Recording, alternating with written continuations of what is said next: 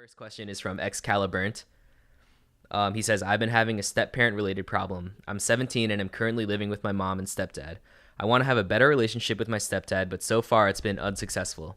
We've lived in the same house for 2 years now, but we act at worst like strangers and at best like acquaintances. I've tried talking with him about things he likes, and sometimes it's successful, but most of the time he just responds with one-word answers and rarely initiates conversation himself. I hate this dynamic. I moved in with him and my mom, and it was great at the start, but I then got into some dark times with depression and anxiety getting the better of me. He'd give me a ride to school, which was awkwardly silent. I didn't know what to say. Even now that I've improved drastically charisma-wise, I don't know how to tackle this. I want to get closer with him, and I know that we'll probably never be close like with me and my mom, but I'd at least want to be friends with him. He's pretty stoic and silent. What more can I do to be friends with him or at least decrease the awkwardness? I don't need his friendship since I'm going to move out in 2 years, but I do want it. Go ahead. All right, so I'll kick it off here. So yeah, my first question would be, is your stepdad stoic and quiet with you and then gregarious with your mom and his friends? Or is he always stoic and always giving one-word answers? Because it might not be a reflection of you or your relationship at all. Some people are just quiet, not talkative, difficult to talk to, right? Mm-hmm. So my first question would be, are you internalizing something and blaming yourself for something that is in fact not a reflection of you? It has nothing or your to do with your depression, has nothing to do with any of that just happened to have occurred. Could be his best friend in the car and it would be the same quiet conversation, but they just wouldn't feel uncomfortable about it. They would just silently drive till they got to the fishing pond or whatever it is. So that's my first question, which I don't know the answer. And then assuming that it is specific to you, best thing probably do is go talk to him. Mm-hmm. I think that just telling him, hey, I don't know what's going on here. I don't know if it's because I was depressed, but I wanted to talk to you because I want to have this friendship with you. I would assume your stepfather wants to have a good relationship with you as well. So you guys are on the same team most likely in that regard. Yeah, and we've mentioned these things, but for the sake of completion here, I'll repeat them. Find a different space. This is a lot of the same advice we do. So, it could be these car rides, could be somewhere else, but not necessarily the same thing where you have a really routinized version of interacting. You could say, hey, could I talk to you in the living room where you don't often go or whatever?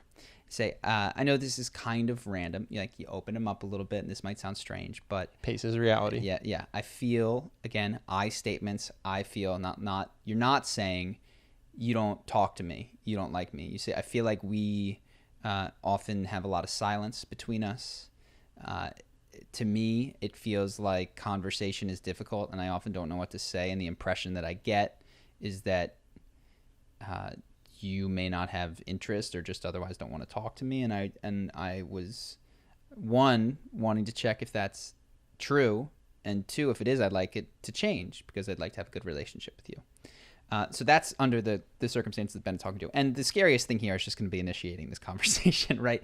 Once you start it off, the way that you're describing it, it doesn't sound, at least from what you've written, that he has a particular grudge or anything against you. So Ben's point, same team, should go fairly well. Second thing is, okay, what if you're just dealing with a quiet person? And what you're asking is, how can I make friends with an older person who is quiet and stoic? And that, you could still have that first conversation, find out this is the answer. What would you focus on? I mean, I would try to find the areas where that person, hobby-wise or otherwise, opens up. Oh, yeah. This is my dad. Yeah. My dad is generally a fairly quiet person. Yeah. But if you find topics that excite him, the Philadelphia Eagles or hockey, then he is thrilled to talk at length. Yeah. And he'll become animated. And it's not at all a reflection of who he's talking to, but the topic. And so, yeah, if it turns out that your stepfather is just someone who is generally quiet, then rather than trying to get him to talk about things in your life that might not interest him, you could start by talking about the things that you do know interest him. Mm-hmm. At least so you form that pattern. Actually, my dad and I talk about a lot of things now. But yeah, you just start by going with the stuff that you know is going to light him up. Here's a random question, but what do you do? Because these stoic guys, the answer is often sports, right? It's often basketball, the local, whatever, and they know all the stats and all the everything. Mm-hmm. What if you don't, right? So you want to connect with someone, and I don't know if this has ever been you, but like you didn't watch the game and haven't watched the game. Yeah. What do you do?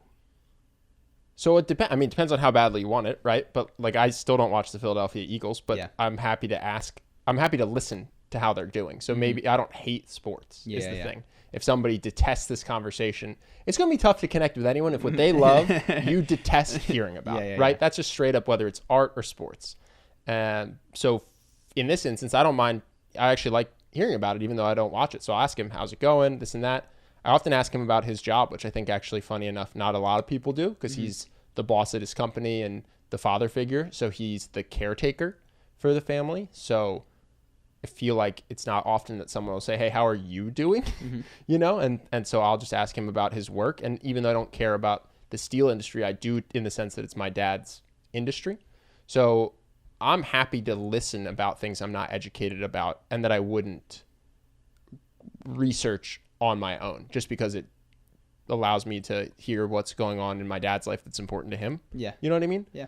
I think if the person is quiet and you're unwilling to do that and you don't have any interests that overlap, you are in trouble. Yeah. You know? So I liked playing sports, but I never watched them. And so like in the office, in hockey, for instance, is even one that I couldn't tell you when somebody's icing. You know what I mean? I was why is he icing? Like, I don't get it. And so that was the Caps. I lived in Washington when I worked there, and the Caps would often come up. And I'm trying to think how I would do. I know that one thing that you should not do is pretend. Like, because you will just get, like, you're like, oh, that guy, he's so bad. And they're like, what do you mean he's bad? Well, I never talk about hockey with my dad because I don't get hockey. So that's the thing. I'm sure he would love to talk about the Flyers and Phillies as well. Yeah. I don't like hockey or baseball, so I don't. I direct the conversation towards the 76ers, the Eagles, or also just in general, like I like working out and lifting. And the things my dad would talk about, there's a range to them. You know what I mean? And the things that he's done real estate investments. I don't know anything about real estate, so we rarely talk about it. But he has a job, and I've had a job, and he manages people, and I'm starting to manage people. So that's an area where I have an interest in hearing about. Does that make sense? Yeah. So I never talked about golf at work when I was in investment banking, and it was the number one sport, and it definitely cost me in the realm of high-level management relationships. But I wasn't willing to watch it and research it and learn that Rory McDonald shot a certain amount under par in order to fake that interest and form a relationship. So I just didn't do that. But what I could do is find the other things people were interested in, which for some people was basketball or even fishing, which I was more interested in talking about. So this never had the same effect as being a diehard hockey fan, but you can get in on the periphery of these conversations if they're happening around you, because like the Caps are in the playoffs and all this stuff. I don't know anybody on the team, but somebody goes to the game and I can ask, how's the crowd? You know what I mean? And they can, for a moment, be excited to talk about how rowdy and crazy the crowd got, which is like, okay, I know what a mob of people is like. I might not know any of the rules of hockey, but didn't get me totally into the sports crew, but allowed me to like interact at least on the periphery of those. And so the same principle is at play. Well, at the end of the day, people like to talk about things that make them feel good.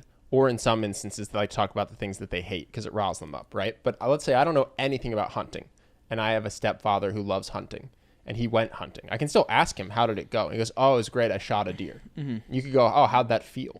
Right? Oh, is that exciting? Is that good? How big was the deer? You can still ask questions, even knowing nothing about hunting, you know, especially if your goal specifically is to connect with the person. So I like to think that there's not a single person on the planet I couldn't find something that I would be interested in hearing them talk about. Totally. I'm just thinking of those group conversations where the group wants to talk about this minutia. Oh, you're and going away specifics. from the stepdad. Yeah. Because that's the situation that I've been in with sports in my own past. And it's like these three dudes are going deep on like the best safety of all time. I and probably like, stopped out. I just go, you know what? At some point, these guys are going to be talking about nightlife or something besides the best safety, and I'm going to hop in then. I got to do work at some point. This is a great opportunity to do it. So rather than stand there looking like an idiot or stand there trying to pretend, I just go, all right, I'm just back at. I think now's my time to do the work. That's probably the solution that I settled on as well, which is like, I'm not going to try to move you guys off this. I'm not. I'll pop back in. I'll pop back into the water cooler in 2 hours. At some point, we'll be talking about something else. Yeah. You know? Cool. All right. What else?